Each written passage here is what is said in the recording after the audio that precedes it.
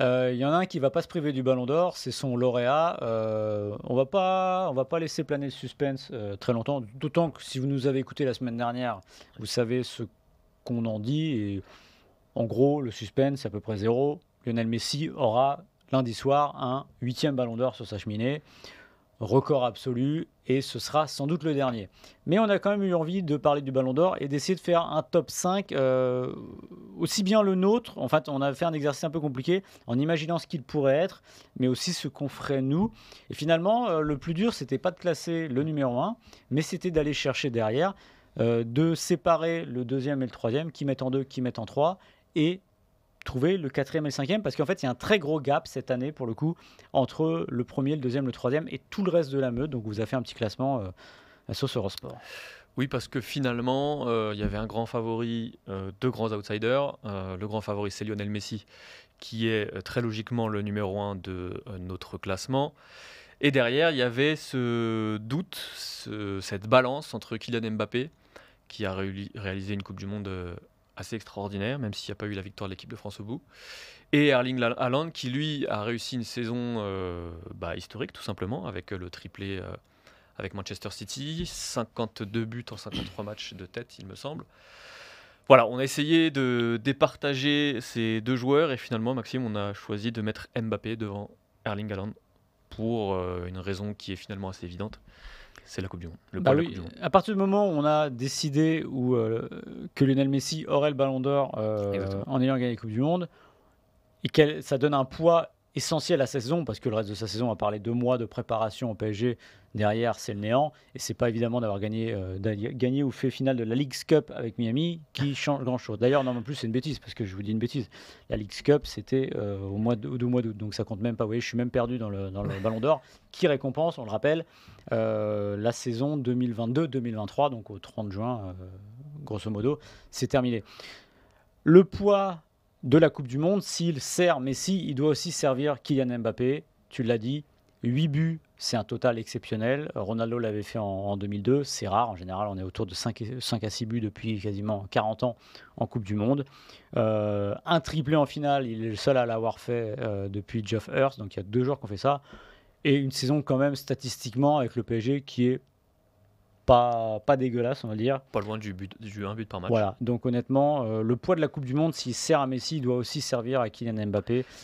D'ailleurs, c'est un petit paradoxe, parce qu'on a souvent reproché à Messi de gagner ses ballons d'or sur les performances individuelles et de ne pas donner assez de poids finalement aux récompenses collectives. Là, sur ce ballon d'or-là, les critères de performance individuelle sont repassés au premier rang devant les récompenses collectives. Et finalement, la Coupe du Monde pèse quand même très lourd, surtout à la fois à nos yeux à nous, et aussi probablement des votants. Ouais. Moi, je suis toujours très, très content quand la Coupe du Monde pèse lourd, parce que justement, c'est la compétition des compétitions, c'est celle qu'il faut gagner, c'est le juge de paix.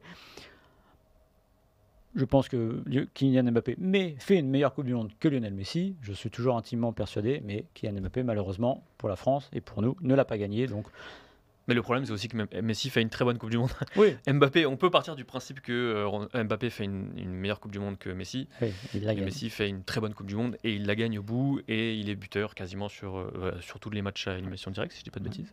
Oui. Plus un but en phase de groupe, si je dis pas de bêtises. Il y a beaucoup de pénaltys. Ouais. Bref, on va pas revenir sur ce sujet-là, mais... Non, parce qu'après, on va me dire que Mbappé met 2 pénaltys en finale aussi. Ouais. Sauf que 2 pénaltys en finale, quand tu es mené à chaque fois... Bon, bref. Et donc, finalement, tu le disais, Maxime, le choix presque le plus difficile, c'est les positions, ça concerne les positions 4 et 5. Parce qu'il y a une équipe qui a tout écrasé, un club qui a tout écrasé la saison dernière, c'est Manchester City. Et parce que Manchester City est ce qu'il est, c'est très difficile de sortir un joueur, un leader. Alors il y a Haaland qui est leader au nombre de buts, mais c'est finalement même pas la tête qui dépasse de très très loin.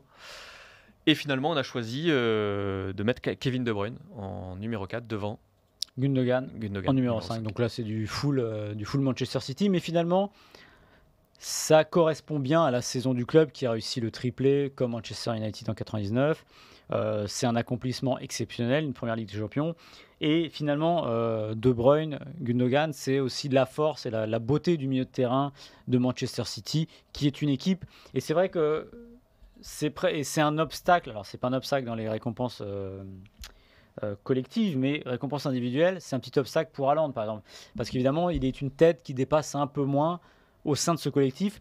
Et c'est vrai que les voix peuvent se manger un peu, puisqu'on donne un peu de points à De Bruyne, on va donner un peu de points à Bernardo Silva, on aurait pu parler de Ruben Dias aussi. De Rodri. De Rodri, voilà, il y a plein de monde. De John Stones. De John Stones. L'équipe, c'est ce qui fait la force de Manchester City, c'est d'être une équipe avec des formidables individualités. Donc nous, il nous paraîtrait pas complètement aberrant de voir De Bruyne en 4 et Gundogan, qu'il faut le rappeler, l'année dernière, à City, fait une saison monumentale. Et qui offre la FA Cup avec un doublé en finale, ce qui n'est pas rien.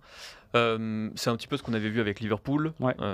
Souvenez-vous, Van Dijk qui est devancé par Messi, il y avait 7 Mané aussi dans le lot. Donc on risque d'avoir un petit peu le même phénomène lundi.